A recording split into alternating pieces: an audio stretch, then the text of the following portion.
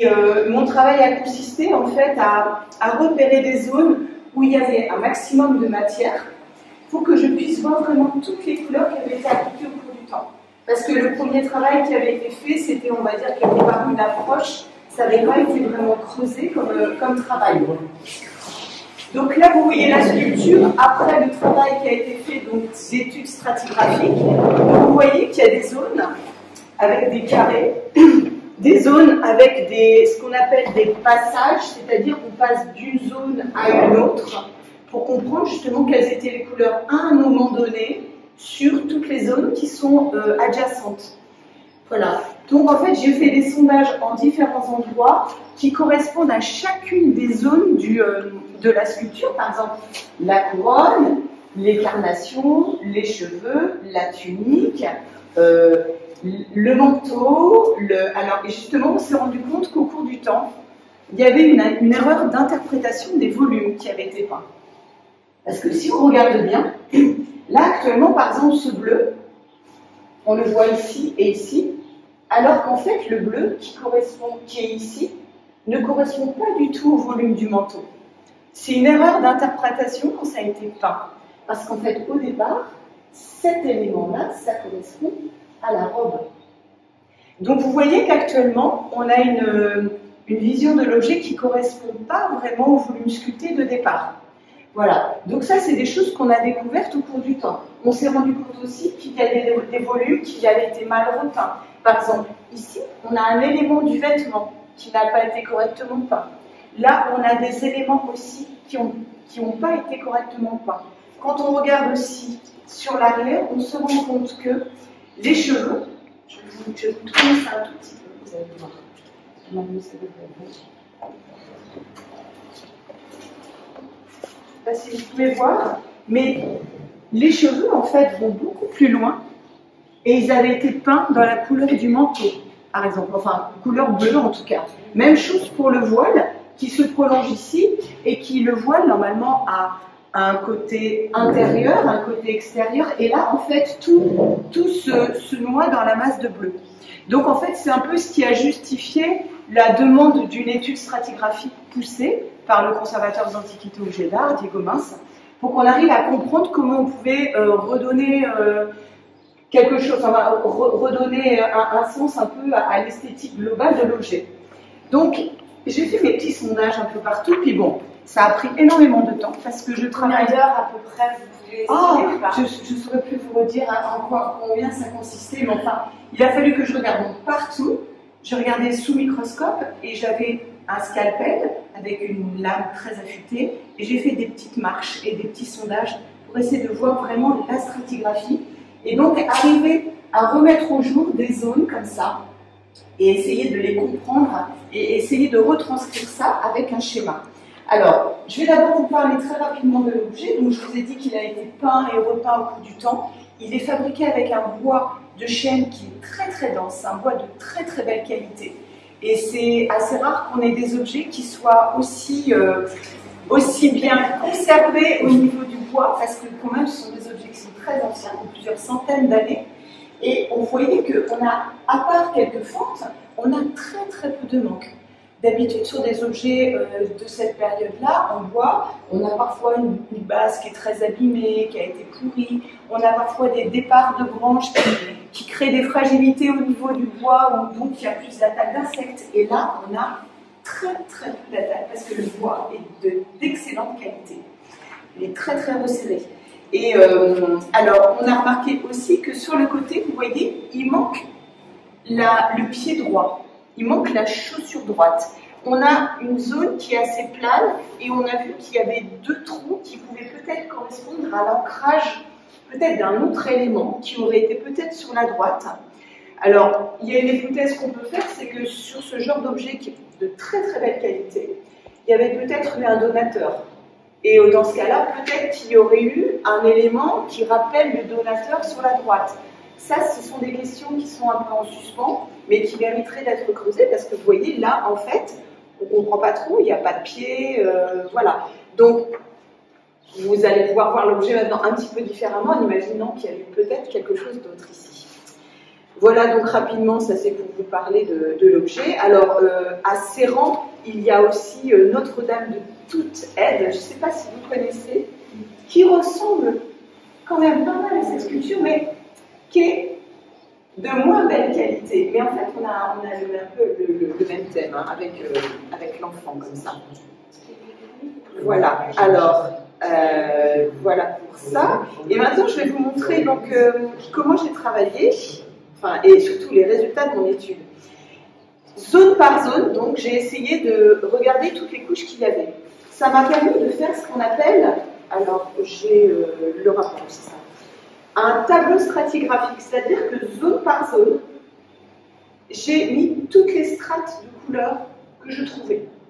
Et les strates de couleurs, c'est pas uniquement que la couleur, mais par exemple pour un décor donné, c'est pas obligatoirement une peinture qui est appliquée comme ça. Parfois, il y a une couche de préparation, c'est-à-dire qu'on essaye de remettre la zone bien à plat, avec souvent un mélange de carbonate de calcium et de colle de peau de lapin, et on appliquait ça sur la surface, on ponçait, et c'est qu'après qu'on appliquait la peinture, histoire de repartir sur une zone, par exemple, bien lisse, plutôt que de repeindre directement sur une zone un peu chaotique. Donc, au cours du temps, on a des préparations aussi qui ont été appliquées et qui ont généré des épaisseurs et des surépaisseurs qui expliquent que bon, on a des volumes un peu empâtés. Vous voyez, les cheveux, ils n'apparaissent pas très clairement. C'est parce qu'en fait, on a des épaisseurs au cours du temps qui se sont appliquées. Pas uniquement à cause de la couche de peinture, mais parfois à cause des préparations. Et donc, moi, ces préparations, elles me donnent des indices pour arriver à comprendre. Là, si par exemple, je trouve une préparation très très épaisse à un moment et qui a une couleur un petit peu, par exemple, un peu rosée, et que je la retrouve ici aussi, et ben, je peux me dire que la couleur qui est juste au-dessus, ben, ici et ici, elles sont peut-être contemporaines. Donc, comme ça, j'arrive à reconstituer, zone par zone, toutes les couleurs et à faire des correspondances. Donc ça, je l'ai fait évidemment pour toutes les zones, avec à chaque fois des illustrations pour montrer les différentes couleurs que j'ai pu trouver. Et ça, c'est ce qu'on appelle des échelles stratigraphiques, c'est-à-dire qu'on descend couche par couche les couleurs et on retrouve donc différentes couleurs et les différents décors. Donc là, ce sont les interprétations que j'ai faites. Et à un moment, par exemple, on voit une zone comme ça, on voit un point noir, et en fait, on voit une limite que j'ai matérialisée comme ça, et en fait, il semblerait qu'à ce moment-là, il y a eu un décor qui a été appliqué, des points noirs avec une feuille métallique qui est oxydée ici, et la couleur à côté. Et vous voyez ici, ça correspond à ce genre de décor ici qu'on a trouvé sur l'enfant, et qui est contemporain du coup de ce décor, puisqu'on est quasiment dans les mêmes techniques, un décor qu'on a trouvé sur le manteau. Donc à un moment donné, on a ce décor avec des feuilles métalliques, feuilles d'or, des sortes de rectangles, de feuilles d'or ou de feuilles d'argent, et des points noirs. Et ça sert de décor en fait. Et on a pu donc faire la comparaison et puis faire le lien entre ceux qu'on a trouvés ici et ceux qu'on a trouvés ici. Ça nous a permis de reconstituer un décor donné. Et alors, on a fait donc ce travail un petit peu partout. Vous voyez, toujours avec des échelles stratigraphiques qui montrent le sens du décor, les différentes couleurs appliquées au cours du temps. On a fait, et vous voyez là, ce dont je vous parlais, le décor à poids, on le voit très bien ici, là, avec des poids et une feuille métallique dorée. Et vous voyez, on a ce qu'on appelle là encore des échelles stratigraphiques. Par exemple, sur la tunique de l'enfant, vous voyez ici, on la voit à l'échelle stratigraphique, on avait une couleur la plus ancienne trouvée qui est un mauve, et ensuite on a une succession de différents rouges, par exemple dessous. Et là, on n'imagine pas, quand on voit cet enfant comme ça, qu'à un moment, il a été peint complètement rouge.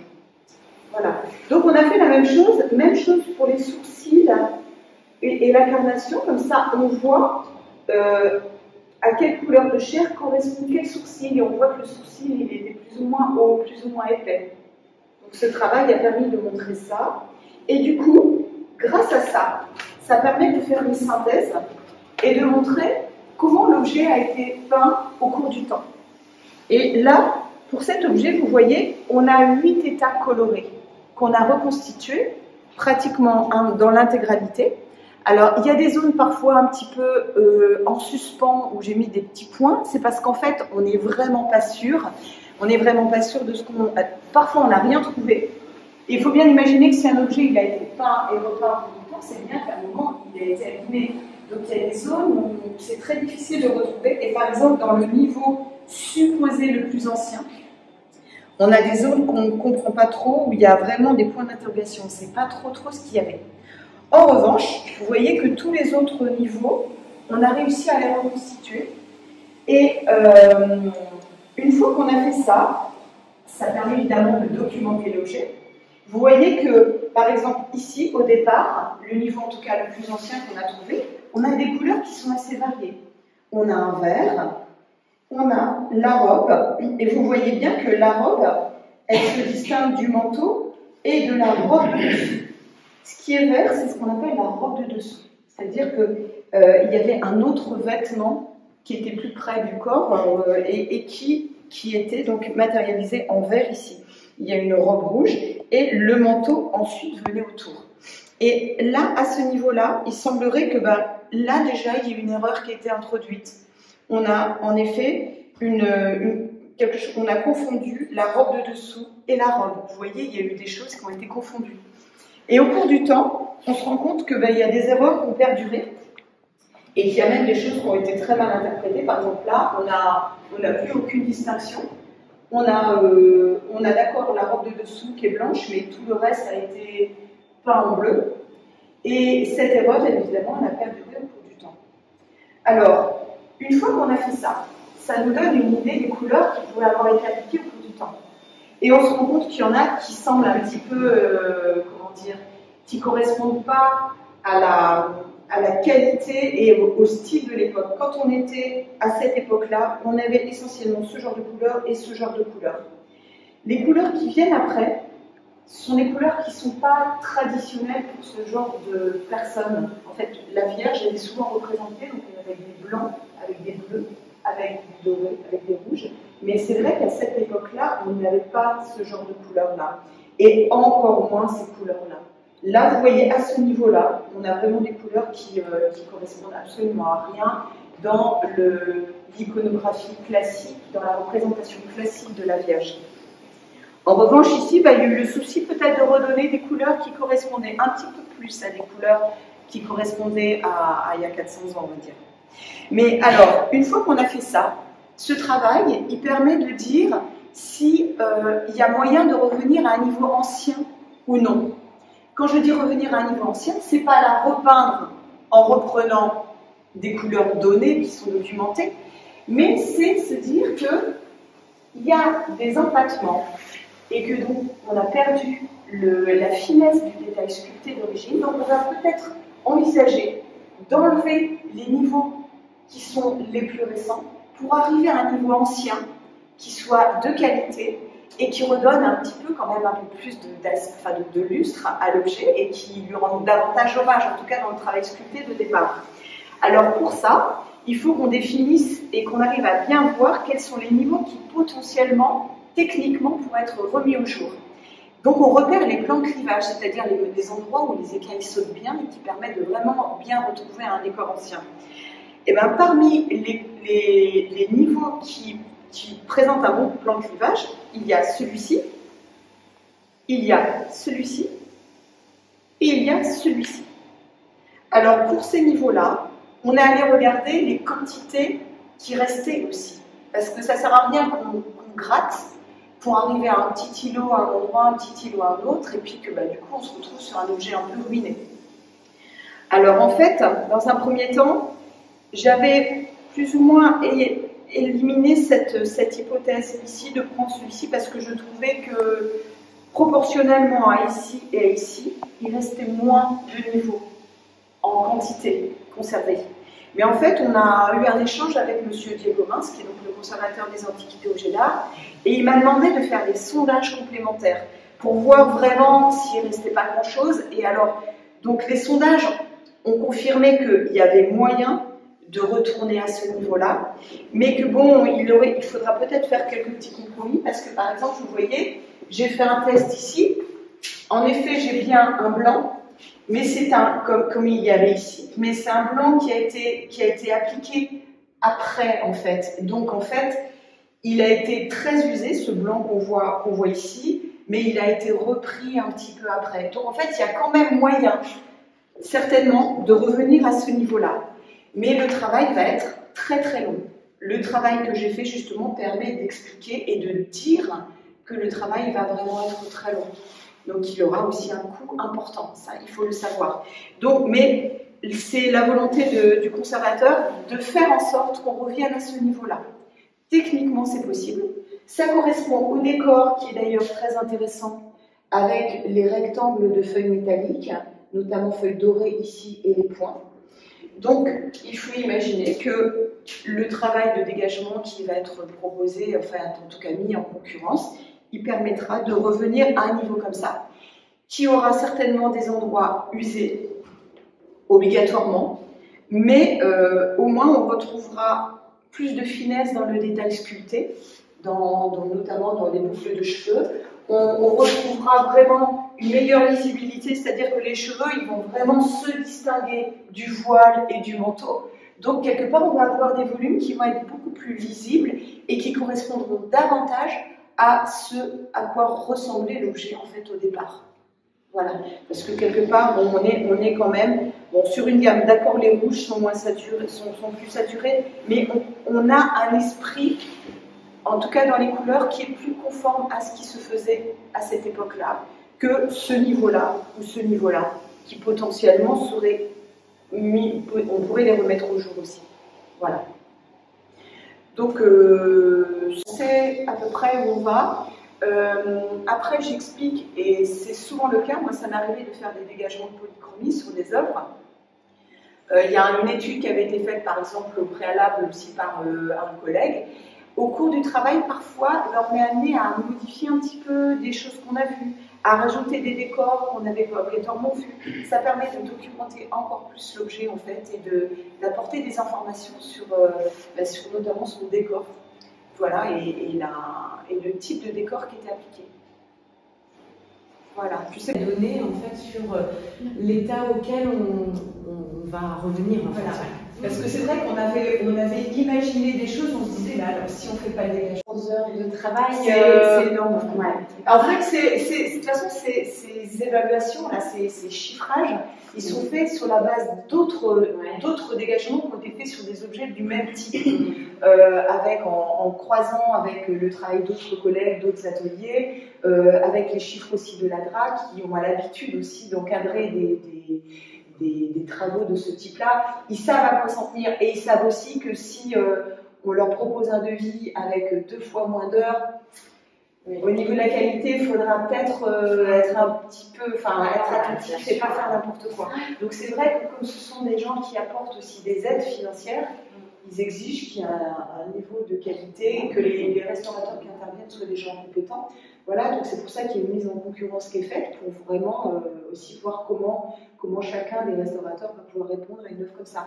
Alors évidemment, les restaurateurs qui vont répondre vont avoir toute cette étude avec les conclusions, avec les commentaires sur les quantités conservées. Voilà, donc comme ça, c'est un document qui permet, sur la base de notre expérience propre aussi, de faire un chiffrage.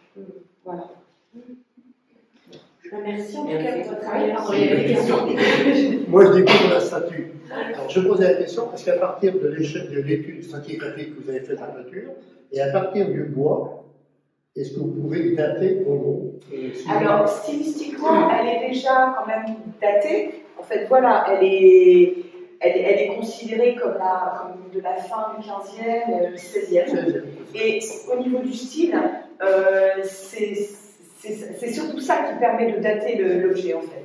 Son style. La couronne, la façon dont elle est positionnée. Vous voyez, on a une bille de bois. On a une bille de bois qui est vidée au revers. Et on a des éléments qui ne sortent pas énormément de la bille de bois. On reste très très inscrit dans la bille de bois.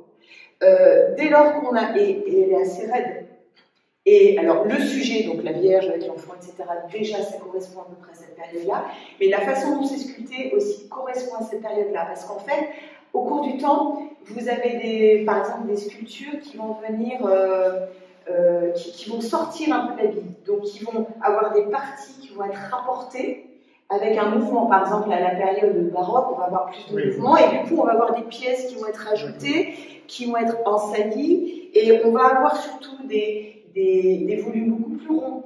Donc des photos d'essence, autrement dit. Voilà. Est-ce que ça correspond un petit peu à Notre-Dame de Toute-Tête, ou de dont vous avez parlé? Est-ce que Oui, c'est la même on est à peu période? près à la même période.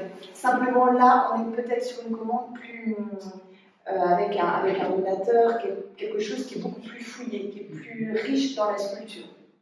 Qui est plus riche dans la sculpture. Déjà, il suffit de regarder.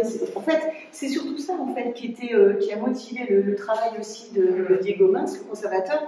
Il m'a fait faire des sondages ici pour comprendre un petit peu ce qu'il y avait, parce qu'il présupposait qu'il y avait peut-être des petites scènes, des petites choses sur les médaillons. Il imaginait, voilà. Mais donc il m'a fait faire des sondages en plus. Malheureusement, on n'a pas trouvé de petites scènes sur les médaillons. Il aurait été content, mais enfin, voilà, on découvre en fait. Mais c'est vrai que tout ce travail-là, qu'on appelle le travail un or froid, c'est un travail, donc un galon avec de la dorure. Et là, il est en relief, il n'est pas peint, il est vraiment en relief. Donc il y a tout un travail quand même qui est assez élaboré.